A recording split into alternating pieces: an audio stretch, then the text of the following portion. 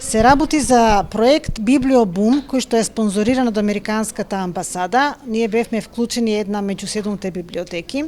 Овој проект имаше и поднаслов од стара инспирација до нова трансформација.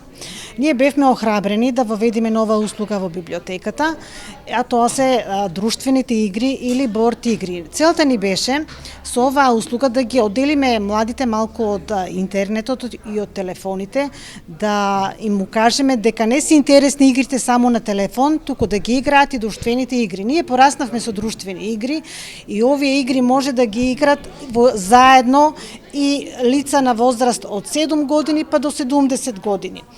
Да се социализираат децата преку игра, да разговараат меѓу себе, да ги развиваат нивните социјални вештини, логично размислување, да имаат надпреварувачки дух, па ќе видиме дали оваа наша услуга ќе се покаже како и оваа наша одлука како исправна. Јас сум волонтерка во библиотека Феткин, поточно за оваа програма Библиобум, во која што ми беше големо задоволство да соработувам пред се со директорката, со тимот во библиотека Феткин и секако Смартап тимот, кој што беше едно прекрасно искуство да соработуваме, да разменуваме искуства, мислења со други библиотеки, од другите градови и на некој начин придонесивме за оваа библиотека да се развие во едно културно-информативен центар. Можеме да видиме дека моментално во библиотеката има многу насмевки, многу среќни деца, а тоа е и целта на оваа програма. Пред се библиотеката не е место каде што може само да се поземи книга, туку е место каде што можат да се развиваат многу идеи, да се направат многу креативни работи. Јас сум Николчо Гочев, дел од тимот на Смартап, лабораторија за социјални иновации, кои што се имплементатори на овој проект, каде што библиотеката беше дел од една од 7 библиотеки кои што се вклучени во проектот.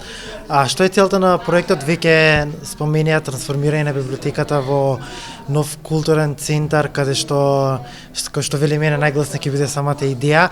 Значи наједноставно нашата цел е наместо младите да го испијат кафето на центар, да дојдат во библиотеката да го испијат кафето, каде што тие ќе споделат одредено искуство, ќе запознаат нови пријатели, ќе разменат идеи и искуства, така да трансформација на самата библиотека во еден мултикултурен центар кој што ќе нуди повеќе активности од она стандардното работење што ние сме навикнати за библиотеката.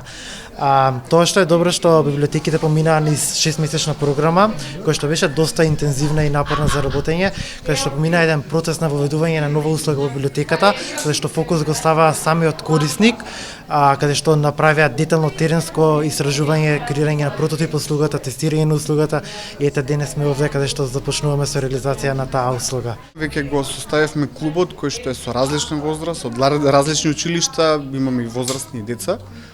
Клубот ни брои моментално 21 члени, е секогаш отворен за нови членови. Со клубот заедно сите ќе ги решаваме нашите идни чекори, меѓутоа како што спомнаа другите, ова е нова услуга на нашата библиотека и набрзо ќе излеземе со точни информации како и што ќе правиме со друштвените игри. Може на 60 години да што е ново? Секако, до 70. Значи од 3 до 70 години нема никаков проблем. Кои игри се во прашање? Значи имаме стратегиски игри, игри на знаење, имаме игри со пиони за помалите, логички игри, имаме различни игри, значи за различни возрасти. Популарните од порано ги имаме на Луци човече, имаме шах, значи се она што имало, но сепак малку ставаме фокус на новите игри заради тоа што се малце помодерни за денешно време и за денешните деца.